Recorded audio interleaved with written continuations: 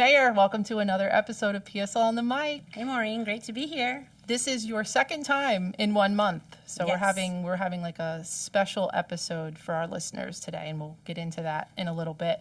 But I wanted to go over with you your week in New York. You went up to the Big Apple. Tell us about it. It was amazing. I was part of the 7th cohort of the Bloomberg Philanthropies Harvard Mayor's Leadership Initiative. Oh my That's a lot to gosh. get out in one sentence. And what is that exactly? So Michael Bloomberg, former mayor of New York, has partnered with Harvard, and through his philanthropy organization, partnered with them because he truly believes that cities are obviously the closest to the people and that cities do the most for their citizens. And so his goal is through data and innovation to be able to help cities get where they need to be to serve their citizens the best for the future. So it was amazing. What was your most favorite part? Just being with 39 other mayors from around the world. And we're talking world, like We're it talking wasn't world. just the country. We're talking 2 from Italy, we're talking 2 from South Africa, Wow. Amsterdam, New Zealand, 3 mayors from Canada. Then stateside, we had the mayor of Los Angeles, Louisville, Kentucky, Wow. just all across the nation. And there was just like a bunch of round tables, and you just kind of like shared ideas and stuff. Yeah, we had smaller group settings where we did roundtables and we talked about our issues, and we focused on problems and how we can help each other solve the problems, trying to think outside the box and say, well, if you have this problem, could it be because of this or could it be because of this? So they were really challenging me back for what I described would be an issue that I thought that we had, and then we would go around the table and continue to share these ideas. And the case studies that were given by the Harvard professors, they really made you think outside the box. They drew a lot out of you. They would question you and re-question you to really get your mind critically thinking about a situation. And it was really transformative, and I really enjoyed it. That's awesome. And did you apply for that, or did they pick you? How did that happen? Yes, so we applied for it, Okay. And many cities apply for it every single year. You have to do an application, and our application was selected this year. That's awesome. It really is. I can't wait to see what you're going to bring back for the Yes. city. That's great. And so next, what's so great about it is it's not just about me, it's about the whole city. And so we'll have 2 senior leaders. It'll be Kate Parmalee, our strategic planning coordinator, our director, and our city manager. And they're going to go up in August, and they are going to put through the same paces that I was put through. Oh, wow. Yep, and same case studies. And then we're gonna, when they come back, we're gonna make a determination on a track. You have to pick either data, innovation, or collaboration. Okay. We're pretty good with data here in Port St. Lucie. Oh, I know We're- it's going to be innovation. Yeah, so I'm it's sure. definitely going to be about innovating and how we can do that. And then they're going to send a team from Bloomberg Harvard here. Oh, great. Yes. That's awesome. And we're going to pick 10 people to work on a common project, and they're going to help us with the innovation of that. And it's year long, like I said, and then also I'll have 8 more virtual sessions with all of the mayors and the Bloomberg Harvard team. And they do coaching as well, leadership coaching. And then next year, once we're considered alumni, they'll send 2 Harvard fellows to Port St. Lucie to work with us. Oh, So, my Yes. gosh. So once you're in, and they will, whatever help or resources we need from Bloomberg and from the collaborative, they will be providing to us. Okay, so I'm already thinking of, hello, future podcast. Yeah. That's amazing. I'm so Absolutely. glad that we didn't get into it yesterday after the council meeting and we left it for the podcast studio. But that's amazing. That's awesome. I can't wait. It was an experience like no other. Completely different from U.S. Conference of Mayors or, the National League of Cities. I mean, definitely world class. And like I said, to be learning from those Harvard professors was just awesome. I'm so happy you got to go. Yeah. That's awesome. Thank you. Now, today's episode, we're talking about taxes. It's a Oh, little yeah. bit different than what we were just talking about. Yeah. Taxes, the city of Port St. Lucie is very transparent and tries really hard to get information out there about how we spend people's tax dollars. So the St. Lucie County property appraiser will be mailing out the trim notices which are basically an estimate of a homeowner's property taxes in mid-August. Yes. I think. They go at the beginning of August. The beginning of August, Yes. so perfect timing here. Let's go over a little bit of what people can expect when they open that envelope in the next couple weeks. So your trim notice, the acronym is Truth and Millage, and the state regulates us to make sure that our counties are putting out information about what citizens' expenses will be like on their tax bill. So it'll show you the amount of taxes that you paid last year, the amount of taxes, which would be the rolled back rate, which is if the cities went to the rolled back rate, which would be capturing the same amount of taxes as last year, or whatever the rate is that the cities or the county determines that they are going to set the millage rate at for this coming year. Now, explain the millage rate. We throw that word around a lot, so what So is your that? millage rate is your tax rate that you are assessed by, and it's by the property appraiser, and it's based on the assessed value of your home. And the property appraiser assesses the values of our homes every year on January 1st. And then, like I said, in August, the trim notice comes out. And then as we're going through our budget process, that's when we make our final determination at our hearings in September to set the budget for the new budget year. And then on November 1st, after all the budgets are set from our city, from all the taxing authorities, then the tax bills go out in November from the tax collector. And this is what you're going to be paying? Yes. That's the number. This is kind of just an estimate, the trim. Yeah, notice. the trim is your estimate, and Okay. then your tax bill is really what you're paying. And it's based on what the final tax rates or millage rates are set at Okay. by the different municipalities and or the county. Okay, and we'll be doing that in the next couple weeks? Yes. For the city of Port St. Lucie. Now, there's a lot of lines on that tax trim notice, tax bill when it comes out. What exactly does the city control on there? So out of all the taxing authorities, and we have many, here's an example of a tax bill. I don't know if everyone could see it, but there are many taxing authorities on there. The city of Port St. Lucie controls 2 line items on your tax bill. So it's City of Port St. Lucie and City of Port St. Lucie voted debt. And the one that says voted debt is for Crosstown Parkway, Right. which is the referendum many years ago that the voters approved to pay for Crosstown Parkway. Okay, So those are the 2 ad valorem portions of the tax bill that is the city's responsibility to set the tax rate or the millage rate for. And that's what we collect, and that's what comes to the city. okay, All of the other line items on that bill, on the ad valorem or the top half of that bill, those portions go to all the different taxing authorities, like the St. Lucie Jail, the school board, the fire district, the Children's Services Council, the county, the county. right, And so all those agencies and authorities, they have their own set of taxes, and they all get paid to those organizations or entities. so what actual percentage of the tax bill does the city handle? 22? About 24%. Okay. Yeah, so we get 24% of your total tax, ad valorem portion of your tax bill. The ad valorem. Ad valorem. That's a nice segue because there's something else called non-ad valorem Right. taxes. Before we get into that, though, we get a lot of questions about my tax bill is this much. Why is my neighbor's tax bill less than mine? Could you offer some explanation about that? Sure. It depends on how long you've been in Port St. Lucie and how long you've owned your house for. As we know, Makes sense. the Save Our Homes homestead exemption, basically when you buy your home, that sets your assessment rate, and you're capped at 3% every year for how you move forward and how the property appraiser moves forward in assessing your value. As values increase every time somebody moves here, they're assessed at the higher rate because they just moved here.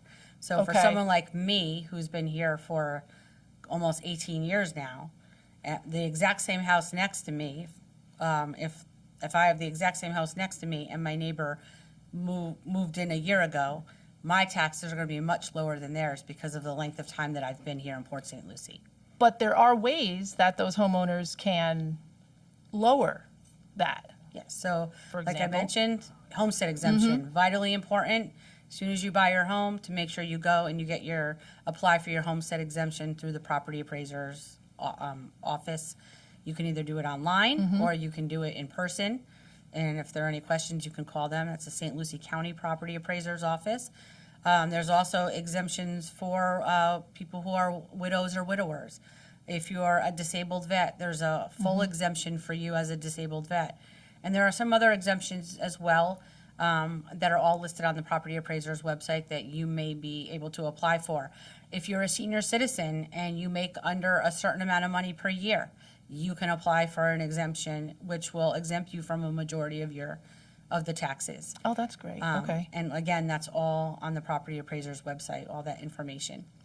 Funny story, I bought my house 10 years ago. No, coming on 11.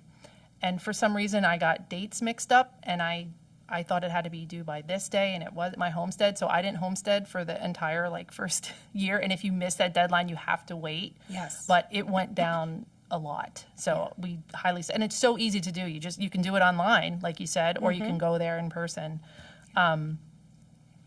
Now, we talked about the ad valorem and non-ad valorem, but this is all on the bill. Tell us a little bit about what residents actually get for their taxes. What city services do we offer that they are paying for? So the ad valorem portion of your tax bill goes to the city's general fund. And your city's general fund pays for police, it pays for parks, it pays for planning and zoning, it pays for public works, majority of public works. This sounds like the major Yes. projects. So your major departments absolutely all pays for. It pays for our communications department right here in Yay. our studio. And so all the majority of the departments are covered by the general fund. Okay. Yes. Now they're the non-ad valorem assessments. Right. Those are the ones that are at the bottom, Yes. I believe, of the tax bill that you guys will receive. Yes, and those are assessments, and examples of our assessments are for your solid waste. The solid waste is the fee that you pay annually, that we all pay annually for our vendor, FCC, to come and pick up our garbage. You may have a stormwater, everyone has a stormwater assessment on their non-ad valorem portion on the bottom of their tax bill. And that is to make sure that we're operating and maintaining our stormwater facilities Very here important. in Port St. Lucie. So if you look at your stormwater ponds that are around your home and those retention areas, those are all operated and maintained by public works staff, but that funding goes specifically into the stormwater fund in order to pay for those improvements. And if you look at it in terms of what you pay per year, and then to know that looking at our stormwater master plan, we have a master plan of over $245 million worth of improvements or capital projects that have to be made over time, Sure. especially over the next 10 years, in order to make sure that we're operating and maintaining our system appropriately. If we don't do that, then what happens? When it comes to 100-year events or huge rainstorms, we're going to have a lot more flooding. And we absolutely don't want flooding because we know what kind of disaster that causes all of us. Sure do. So that's why it's so important to make sure that we're maintaining all of our structures and our stormwater retention areas, and making sure that all of our stormwater facilities are operated well and maintained well. Now, we had a special council meeting yesterday morning where council approved moving forward with recommendations from OMB, Yes. Office of Management and Budget. Do you want to go over a little bit about what's going to be happening with those assessments Yes. on the next tax bill? Sure. So, it's always a tough topic when you have to talk about increasing fees. Yes. And we know in our pocketbooks alone that we're all suffering from higher costs of virtually everything, between gas and, going to the store and buying a loaf of bread or a dozen eggs. But unfortunately, it's not just us as individuals' costs that go up. Our city's costs go up too, because we have to make sure, again, we're operating and maintaining all of our facilities. The construction costs are astronomical. They're up between 40 and 60% for a majority of our projects. And that's for a lot of the public works projects we're talking about here. Absolutely. Roads, every major things. Yes, we're talking about roads, parks projects, everything that we're working on and everything that's in the strategic plan that we've promised to our citizens, all of those costs have escalated considerably. And going back to maintaining and operating our facilities, when it comes to our utility system, we have a state-of-the-art utility system. We are tasked with making sure that we have safe, clean water for our residents.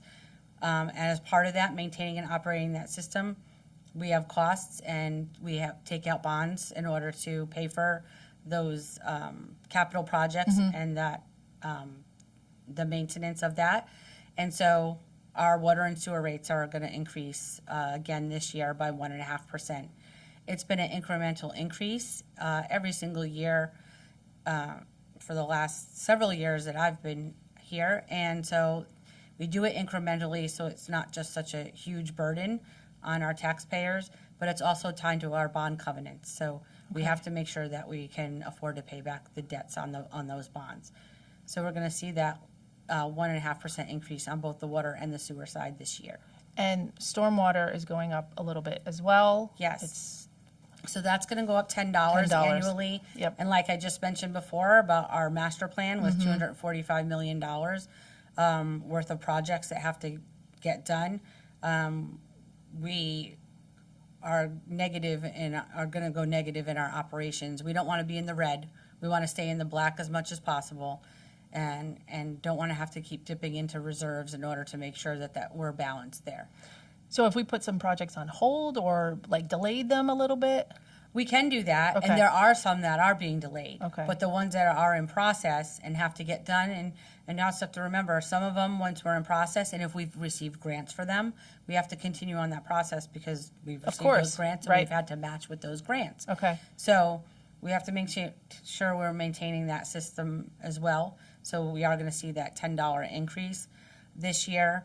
Last year, we were going to raise it $5, but we were able to take extra funding we had from the increase in the tax revenue, and we were able to. That's right. We were able to say, okay, we're going to use that money to pay for that this year, and that was because of the fact that we had the solid waste contract, and we Right. knew that those costs were going to go up considerably for our citizens, and we wanted to kind of take the pressure off a little bit there. And that assessment as well is going up a little bit, but that's, we don't have the credit again that we Yes. had from last year. Talk a little bit about that, please. Yeah, so if everyone remembers, last year, because of our former vendor's poor service, we were able to do a one-time credit of $36.76 because of that poor service to give citizens a little bit of relief. And so this year, that one-time credit goes away. And also, in the contract, there is a 4% consumer price index increase. And so that's built into the contract every year, and it's capped at 4%. The consumer price index right now is at 5.4%, but we capped it at 4%. So Oh, great. we do have a Yeah. little bit of savings there because we don't have to charge that back to our ratepayers, to our taxpayers, because of that increase. But so it's going to go up to about $432.97 for the solid waste increase Okay. this Now, year. rest assured, stuff is going up, but we use this money as best we can in the most transparent ways possible. Yes. And if we have a new tax tool that actually just dropped today called the Balancing Act Tax Receipt Tool, and where folks can get it can help residents see how their city services how their money is being used for city services. Yeah. I'm going to put all of the links in the description for this, but talk a little bit about that new tool. It is a great tool, and yes, it absolutely goes to the fact that we always want to be open and transparent with our residents, and we want to show you where your money goes. So you have the opportunity to take your ad valorem, portion of your tax bill, that amount, put it into the tax tool, and then you will see a breakdown of where all of your money is spent. So you'll see how much of your money is spent. Actually, you know what? No, that's not correct. It's not. It's the City of Port St. Lucie's total, two totals, ad valorem. Correct. Yes. Yes. So you have to put in the City of Port St. Lucie's portion of that goes to the city into the tax tool, and then you will be able to see the breakdown of how much of your tax money goes to the police department, how much of your tax money goes to Parks and Rec, how much of your tax money goes to the finance. And that's for the each finance department. Individual homeowner. Yes, How each- much of their Yes. money is going to it. Each Okay. individual homeowner, you plug that number in, and then you will see that breakdown, and then it'll total at the bottom, so you can make sure that the what you see on your tax bill totals what you see on the tax tool for how much you've paid in the last year.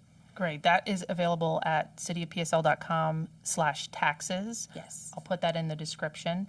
And I also wanted to mention our video guys last year made this awesome video that breaks down the tax bill in even more depth than you did today. That's also available at cityofpsl.com/taxes. In case anybody wants to poke around in that, it's a great video. It's like 3 or 4 minutes long, so it's pretty in depth and it covers a lot of things. The reason why we had this special podcast, because usually we just drop them twice a month. One is with you and one is with another staffer. You guys have your council's summer workshop next week, so we wanted to make sure that this episode dropped before that. That is, you do those twice a year, summer and winter. It's August 1st through the 3rd, I believe, 8:30 at the community center. Everybody can go, public is invited.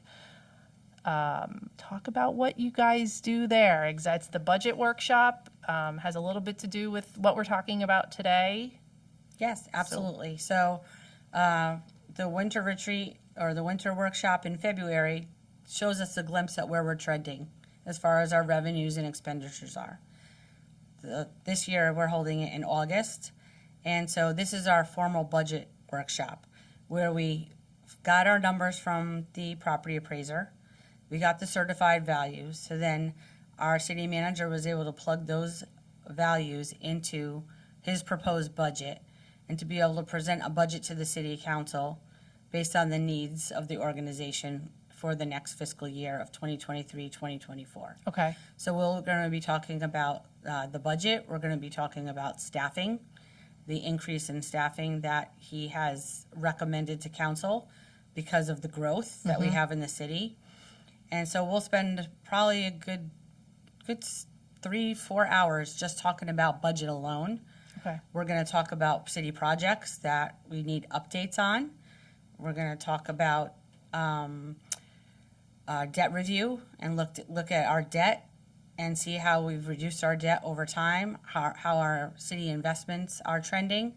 So there's a lot to talk about. And also, there's been a lot of concern in the community because of our growth about can't go to the doctor. I can't get an appointment. What is the state of the medical, community today?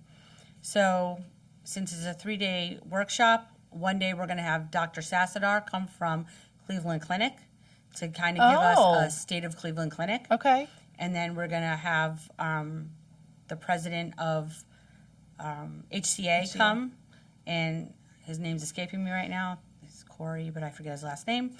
And he's going to come and talk about the state of HCA and everything that they're working on. I know that HCA is definitely expanding based on a meeting I had with them in the last couple weeks. How can they not? Right, and to meet the growing needs. And so he's going to talk about that because everyone's been concerned about it, and they ask us, but we don't control it. Yeah. What can the city do? Right. Yeah.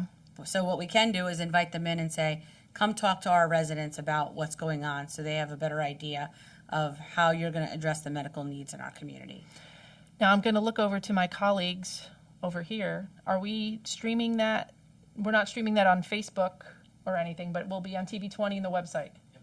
TV20 and the website. Again, that'll be in the description for you. Thank you so much for talking about taxes. And if anybody has any questions, we will have links for you. We're all available to take phone calls. We have been asking listeners to send in some topic ideas, and we received about a dozen or so. So keep doing that. It's cityofpsl.com/podcast. We have a form there, fill it out, and we are going to be getting to all of your ideas and topics and things you want us to talk about. We got about, like I said, a dozen. About 4 or 5 of those were about affordable housing and rent.